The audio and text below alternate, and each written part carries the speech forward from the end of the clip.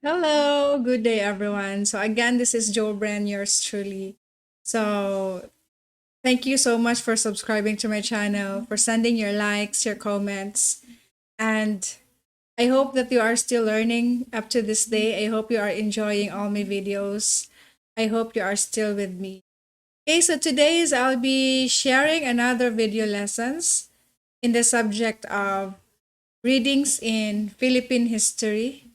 So we will talk about our last discussion. This is our last lesson in the subject of Sokse 12 and readings in Philippine history. So doing history, a guide for students. So history is very important matter to us.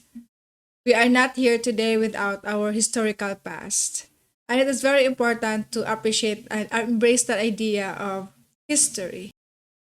So based on research, it is not enough that we know our history. We must also realize that as agents of social change, we can contribute to the narrative of the nation by participating in writing about our past and our present. So, this chapter focuses on applying the skills we have learned in the previous chapter in writing history. So, there are things that we can do better in history. So, we have this doing historical research online. As we all know that online nowadays has been part of us. Internet has increasingly become the primary means by which anyone would find any information that they need. It's easy for us to do research now. It's easy for us to access any publication, any article that we needed. With a single click, students are able to access tons and a lot of things of available information. So much information, in fact, that it would be easy to get lost in all the data available. So because of a lot of information, we are bombarded with a lot of things. So we are searching a lot of things. So sometimes we get lost in all our data available. And because of the overloading of a lot of information online. So cyberspace is a great resource for research. So if you know how to use it properly, cyberspace is a good information on how we can conduct a lot of research. Remember that just because an information is available does not mean you should just get it and use it right away. So such as an idea as yours is considered plagiarism. So again, it doesn't mean that you can access everything online. Doesn't mean you just get that information right away without thinking about it. So you are also not allowed to copy everything, to copy the idea as yours because it is considered plagiarism, which is one of the worst crime in the academy. So treat anything you find online as a source and use the same historical methods you have learned to analyze the data you get online. So, a simple skill that will get you far in doing historical research online is knowing where to look and how to look. So, it's all about doing a lot of things. Research is knowing what to look and how to look. So, it's easy for us to do research now because of a lot of information online, the cyberspace. But the one thing for sure is you should know what to look and how to look. Because if you get everything online without thinking about it, so possible you will get lost with all the data available. So search engine websites such as Yahoo or Google could lead you to a lot of sources with the right search strings. So for example, if you are looking for the life of Dr. Rosa Rizal, so you just have to type the life of Dr. Rosa Rizal. You just look for the string. So a search string is a combination of words that you use to come up with relevant results and lead you to what you are looking for. You just look the string. For example, if you are looking for the life of Sigmund Freud or Abraham Maslow, you just type their name and then when you click it and then you can see a lot of information online. So that makes our life easy nowadays. So the more it is more refined, the more it is easy for you to get a lot of information, relevant information about that thing. So Google also provides its own customized platform for research called Google Scholar. So it is www.scholar.google.com. So you can do search now. You may use it to find electronic journal, articles, materials, book chapters from many different sources. It could be a good starting point in building your research by providing you an overview of existing published sources for scanned books where you may be able to read some chapters for free. So that is the idea of doing historical research online. Sometimes a simple search online is all you need to find the data you need. So now, while I was taking my master's degree, I was looking for a lot of things related to my research online. So I don't have to go to a physical library. I just have to search strings that can connect all the information that I need. So a simple research online is all you need to find the data you need. And most often, one of the first results that will come out will be pages from Wikipedia. I know you are all familiar with Wikipedia. So Wikipedia is the biggest open source encyclopedia in the whole of cyberspace. And this is the open source encyclopedia. So everybody can edit, everybody can see it. So anyone could contribute or edit articles in the site. So this is an open source encyclopedia, which makes some of the information in the site unreliable. And sometimes we consider them unreliable because it is open source encyclopedia, meaning we can contribute, we can edit, and we can change anything. So in short, when you read from Wikipedia, look the link citation in the articles, which could lead you to a source you may use for your own search. However, exercise caution in using this site. You need to take extra precaution in using Wikipedia. As many in the academy, uh, as a practice, use Wikipedia to gain a general overview of what you need to know so that you may be guided in looking for credible and reliable sources that you need for your research. Meaning you can use Wikipedia with extra precaution, and you can, after searching, after having a general overview about your topic, you can look for a credible and reliable sources that you need for your research. So there are a lot of websites that you may use to legally download scanned copies of books and other materials for free. Especially those books with expired copyrights are in public domain. For example, www.gutenberg.org is the oldest digital library in the world, founded in 1971. So another online archive you may use is Internet Archive, like www.archive.org, an online library that originally sought to archive web history, but grew later on to provide digital version of other works. So the archive contains 279 billion web pages, 11 million books and texts, and 4 million audio recordings, 3 million videos, 1 million images, and 100,000 software programs. There are also Philippine government websites like www.gov.ph are starting to be enriched with a lot of sources that may be used for historical research, especially on laws and other government issuances that may be useful when doing topics of a more contemporary period. So those are the resources or the websites that we can use if we want to do historical research using online or cyberspace. It is good that we have online resources now. We can access that every day. It's easy, it's accessible, and it's more.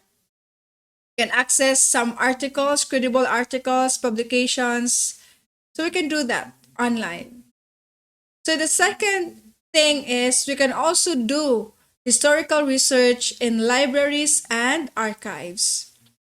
So research in libraries and archives is necessary in the study of history, meaning past researches, archives. It allows us to create narratives of the past through accepted methods of historical scholarship. It is imperative upon students to be able to develop an aptitude toward doing research in these venues so as to further develop their skills in historical research. So students of history are usually expected to write historical essays and our historical research papers. And this entails in the collection of data through primary resources.